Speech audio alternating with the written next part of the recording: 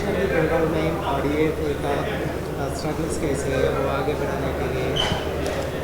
पूरा भारतवर्ष के तरह ही पश्चिम बंगाल में जो बेरोजगारी का समस्या है वो एकदम बढ़ चढ़ के है। पश्चिम बंगाल में अभी एक असमर्थित सूत्रों से गैर सरकारी हिसाबों से 1 करोड़ लगभग प्रवासी मजदूर है, migrant labour. They are working various state, वहाँ पर ही काम करते हैं और बहुत सारा प्रॉब्लम फेस करते हैं।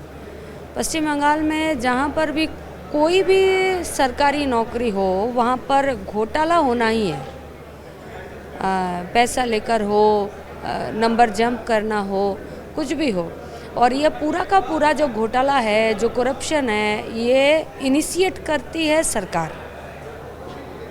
हर डिपार्टमेंट में ये है।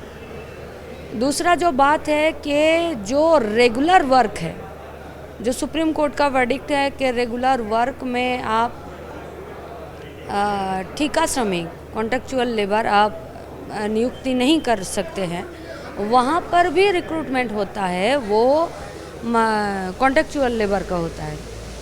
चौथा जो बात है कि पश्चिम बंगाल में जो करप्शन का इकोनॉमी है, उस करप्शन का इकोनॉमी में पश्चिम बंगाल चाहे या ना चाहे पर उस इकोनॉमी में जुक्त होने के लिए मजबूर है, क्योंकि वो स्पॉन्सर्ड करती है और इनिशिएट करती है और प्लान करती है सरकार। तो फिर पहला बात हुआ माइग्रेंट लेबर। दूसरा बात है कि हर नियोग पर, हर रिक्रूटमेंट पे करप्शन।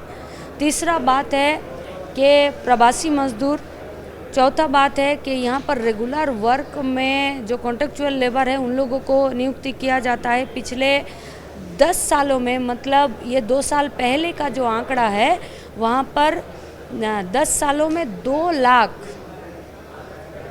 जो कॉन्ट्रेक्चुअल लेबर है उनको वहाँ पर रिक्रूटमेंट किया गया था। तो अभी जब ये प्रॉब्लम हम लोग फेस कर रहे हैं, तो हम लोगों का तो यही डिमांड है कि स्थायी काम चाहिए, नौकरी चाहिए और स्वच्छता के साथ नौकरी चाहिए, काम चाहिए। तो उसके लिए तो हम लोगों को रास्ते पर रहना ही है। और पश्चिम बंगाल में अभी यूथ का जो मूवमेंट है वो हर दिन रास्ते पर है, और वो लोग मार खाते हैं, केस खाते हैं, जेल जाते हैं, शहीद होते हैं, फिर रास्ते पर खड़े होते हैं, क्योंकि हम लोग समाजवाद के लिए लड़ते हैं और उस लड़ाई में पश्चिम बंगाल का हर जनता अभी साथ में है। अभी बंगाल में युवा मूवमेंट के लिए बहुत प्रोटेस्ट कर रहे हैं, लेकिन ममता सरकार और पुलिस आपको बहुत मार रहे और बार बार जेल के अंदर जा रहे हैं, तो ममता कैसे उसको रोक सकते हैं? पश्चिम बंगाल में डेमोक्रेसी नहीं है, जनवाद नहीं है। पुलिस जो वहाँ पर कोई भी प्रोग्राम को, कोई भी भीड़ को डिसबर्स करने के लिए जो भी वो हथकंडे अख्तियार करते हैं, वो सारे के सारे इल्लीगल हैं। और पश्चिम बंगाल का मुख्यमंत्री खुद पुलिस का मंत्री है। तो जनवाद को मारने के लिए, डेमोक्रेसी को ख़त्म करने के लिए, वहाँ पर प्रतिवाद को, वहाँ पर जो विक्षोभ है उसको रखने के लिए, समालोचना सुनने के लिए उसके पास धैर्य नहीं है, क्योंकि वो पूरा का पूरा कठपुतली बन चुका है कॉरपोरेट का, पूरा का पूरा कठपुतली बन चुका है। जो लोग वहाँ पर करप्शन करते हैं उन लोगों का, वो पूरा का पूरा कठपुतली बन चुकी है। जो लोग वहाँ पर गुंडागर्दी करते हैं उन लोगों का, तो फिर वहाँ पर पुलिस तो अपना डेमोक्रेसी को बचाने के लिए काम तो नहीं करेगा, तो पुलिस सरकार का बात सुनती है। और हम लोग जिस कॉन्फ्रेंस में आज यहाँ पर आए हैं और हम लोग जो समाजवाद के लिए लड़ाई करते हैं, हम लोग तो जानते हैं कि पुलिस राष्ट्र का एक तो हथियार होता है। तो जब जनवाद अपना बात करता है तो राष्ट्र उसको दबाने के लिए पुलिस का इस्तेमाल करता है, तो वो करता है। देखना ये है क्या पुलिस का एट्रोसिटी ये मूवमेंट को रोक पा सके? नहीं, वहाँ पर आंसर है नो। पश्चिम बंगाल पुलिस का एट्रोसिटी से उनका जो लड़ाई है वो लड़ाई रुके नहीं है, वो लड़ाई बढ़ रहा है और तेज़ी से बढ़ रहा है। बंगाल में RG Kar medical college rape case को पूरे इंडिया ने चर्चा किया था, लेकिन वो केस लेके पूरा लड़ाई डीवाईएफआई ने कर दिया। आपने वो शुरू किया था, मूवमेंट शुरू किया था, तो मूवमेंट कैसे है? पश्चिम बंगाल में ये जो आरजी कर में रेप और मर्डर का घटना घटा है, ये पहला बार नहीं है। 13 साल में पश्चिम बंगाल में एक भी ब्लॉक बाकी नहीं है, एक भी डिस्ट्रिक्ट बाकी नहीं है, एक भी शायद पंचायत बाकी नहीं है जहाँ पर ऐसा घटना घटा हो। लेकिन बात वहाँ पर आकर शुरू होता है, ख़त्म भी होता है। व्हाट इज़ नेक्स्ट, क्या हुआ? कोई विचार हुआ, कोई इंसाफ हुआ, कोई राय मिला, किसी को पनिशमेंट नहीं मिला। तो सरकार जब गुंडागर्दी को बढ़ावा देता है, सरकार जब रेपिस्ट को, मर्डरर को बढ़ावा देता है, तब ऐसे घटना घटता है। और ऐसे घटना घटते घटते आज यहाँ तक आ चुका है कि एक डॉक्टर अपना हॉस्पिटल में, सरकारी कर्मचारी है वो डॉक्टर, वो अपना हॉस्पिटल में अपनी फेलो के बीच में, अपनी कॉलीग के बीच में वो सेफ नहीं है, उसका रेप होता है, उसका मर्डर होता है। वहाँ पर भी पश्चिम बंगाल का एसएफआई, डीवाईएफआई, एडवाई एक साथ वहाँ पर लड़ाई शुरू किए थे।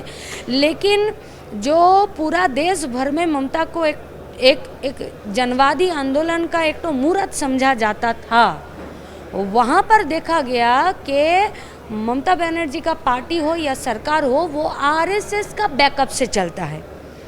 और जब आरएसएस का बैकअप से चलती है, तो जब आरजी कर का घटना घटा और पूरा पश्चिम बंगाल एक पैर में खड़ा होकर बोला कि इस बार हम लोग नहीं छोड़ेंगे, आपको यहाँ पर न्याय दिलाना ही होगा, तब मोहन भागवत वहाँ पर चल गए। और मोहन भागवत वहाँ पर जाकर बोले कि इस विषय में ममता बनर्जी का गवर्नमेंट जो भी निर्णय लेंगे हम उसी के साथ हैं। तो फिर सुप्रीम कोर्ट सुओ मोटो ले ली। सुप्रीम कोर्ट का सुओ मोटो लेने के बाद सीबीआई इन्वेस्टिगेशन स्टार्ट हुआ।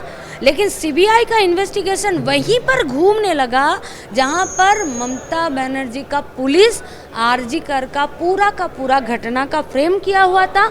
और ममता बनर्जी का पुलिस जिसको कल्प्रिट बनाया, बस उसी बगीचे में घूमते हुए, उसी अंगना में टटोलते हुए सीबीआई उसी को कल्प्रिट बोलकर बस अपना जो फाइल है वो फाइल बीच रास्ते में वो लोग छोड़ दिया। तो आज पश्चिम बंगाल का जनता ये जानता है कि आरएसएस का बैकअप में जो बीजेपी और तृणमूल कांग्रेस दोनों चलती है, ये दोनों में साठगांठ है। और ये साठगांठ खुली आंखों से दिखाई जाता है और पॉलिसी के जरिए भी दोनों एक ही साथ काम करता है। तो जो आरजी कर का घटना है वो सरकार का एट्रोसिटी, गुंडागर्दी, दुष्कृति राज और दुर्नीतिबाज का जो उसके खिलाफ और उसको रखने के लिए सरकार का जो रवैया है, उसके खिलाफ पश्चिम बंगाल का जनता उठ खड़ा हुआ है। हाँ, पश्चिम बंगाल में ये देखा गया है कि रात जगे वहाँ का महिला, ये पूरा भारतवर्ष में चर्चा है कि एक भी सीट वामपंथा को नहीं मिला, एक भी सीट लाल झंडे वालों को नहीं मिला। वहाँ पर लक्ष्मी भंडार के नाम पर 1000 रुपये वहाँ का औरत लोगों को दिया जाता है। लेकिन जो लोग लक्ष्मी भंडार का 1000 रुपये सरकार के पास लेते हैं, वहीं औरत, वहीं माँ, वहीं बहनें, वहीं लड़कियाँ 14 अगस्त का रात को पूरा पश्चिम बंगाल का हर रास्ते पर वो लोग खड़ा हुए कि नहीं, अब नहीं, stop, enough is enough. Bengal का सीएम खुद एक महिला है और आरजी कर केस पूरे इंडिया चर्चा किया, फिर भी महिला सुरक्षा के लिए कुछ किया? सीएम महिला हो या पुरुष हो, इससे कुछ आता जाता नहीं है। आता जाता उस हिसाब से होता है कि वो किस आइडियोलॉजी से चलती है, जो जिसका बैकअप आरएसएस हो, जिसका सोच हो कि रेप को अगर बंद करना है, लड़कियों के ऊपर अत्याचार अगर बंद करना है, तो उसको नाइट शिफ्ट ड्यूटी मत दो, छोटा कपड़ा मत पहनो, बोलो रात को निकलने का ज़रूरत क्या है, रात को सेमिनार हॉल में पढ़ने का ज़रूरत क्या है।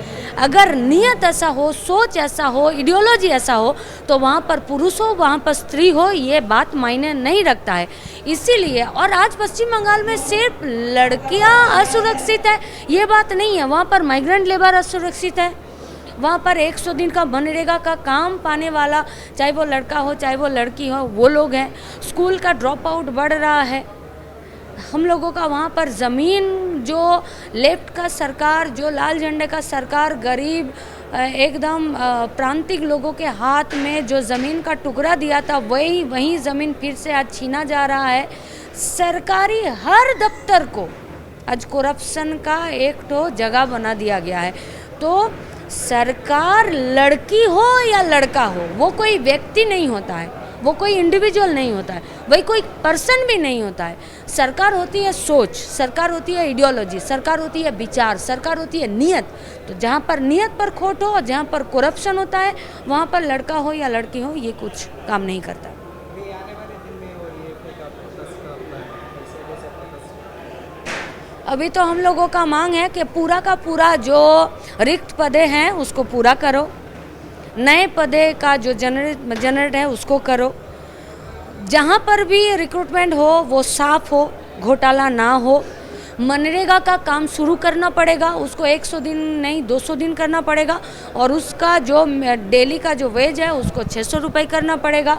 माइग्रेंट लेबर जो पश्चिम बंगाल छोड़कर बाहर का राज्य में रहने के लिए बाध्य है, मजबूर है, उसको वापस लाना पड़ेगा। और पश्चिम बंगाल का जो रिसोर्स है, चाहे वो एग्रीकल्चर बेस्ड हो, चाहे वो माइनिंग बेस्ड हो, इसको इस्तेमाल करके, और पश्चिम बंगाल का जो ह्यूमन रिसोर्स हो उसको इस्तेमाल करके वहाँ पर कारखाना बनाना पड़ेगा।